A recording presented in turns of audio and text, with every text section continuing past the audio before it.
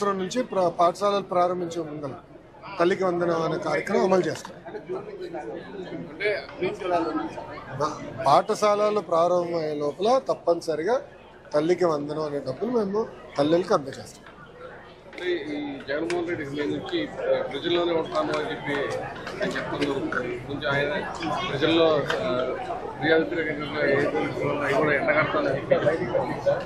ఇప్పుడు గత ప్రభుత్వంలోగా ప్రజల వ్యతిరేక ప్రభుత్వం అది కాదు. ప్రజలతో ఎప్పుడు ఉంటున్నాం, ప్రజల సమస్యలు తెలుసుకుంటున్నాం, ప్రజల సమస్యలు మేము పరిష్కరిస్తున్నాం. మీరు చూస్తే ప్రజా దర్బార్ నేను పెట్టుకుంటున్నా, శాసనసభ్యులు మెంబర్ ఆఫ్ పార్లమెంట్స్ కూడా అనేక కార్యక్రమాలు వాళ్ళు కూడా పెట్టుకుంటున్నారు, ప్రజల్లోకి వెళ్తున్నారు, సమస్యలు తెలుసుకుంటున్నాం.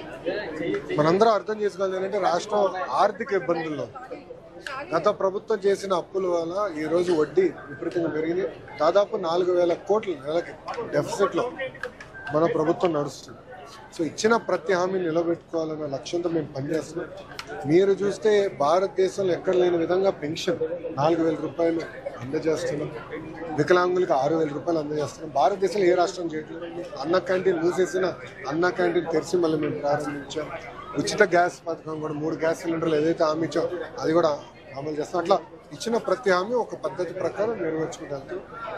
ఇప్పుడు గౌరవ పులివెందుల ఎమ్మెల్యే గారు ఇప్పుడు ప్రజల్లోకి వస్తూ తప్పేం లేదు, రావచ్చు. అంటే 5 సంవత్సరాలు ఎవరు కంఫర్ట్ లేదు, ఇప్పుడు వచ్చి తిరుగుతారు. అంటే ఇప్పుడు వరకు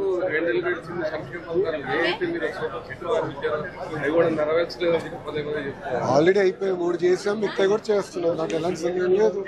ఇవ్వని హామీలు కూడా నిలబెట్టుకుంటున్నాం కదా. మధ్యాహ్నం భోజనం ఇస్తామని మేము చెప్పలేదు, ఆయన నిలబెట్టుకుంటున్నాం కదా. ఇవ్వని హామీలు కూడా పద్ధతి ప్రకారం చేసుకుంటూ వెళ్తున్నాం. ఆయన ఇప్పుడు వస్తే మంచిదేలేండి, ఎందుకంటే రోడ్లన్నీ కూడా నీట్గా వేసాం. సో ఆయన హెలికాప్టర్లో కాకుండా రోడ్డు మార్గంలో ఎక్కడికైనా వెళ్ళొచ్చు. ఇప్పుడు రోడ్లు చాలా ఇంప్రూవ్ అయినాయి, ఇంకా చేయాల్సిన అంటే 100% అన్ని రోడ్లు బాగున్నాయి నేను అన్ను. ఇంకా ఇంప్రూవ్ చేయాల్సిన అవసరం ఉంది. ఎస్పెషల్లీ ఉభయ గోదావరి జిల్లాలో సీసీ రోడ్లు వేయాల్సిన అవసరం, అది కూడా పద్ధతి ప్రకారం చేసుకుంటూ వెళ్తాం. మేము చేసిన మంచి కార్యక్రమాలు ఆయన చూస్తారని ఆశిస్తాం. అంతేనా? ఓకే. సాక్షి రాలా, టీవీ నైన్ ఉన్నాడు కదా. ఎవరు టీవీ నైన్ ఎక్కడబ్బా? నో క్వశ్చన్ సార్, అట్లా చేయకూడదు అట్లా. ఓకేమా?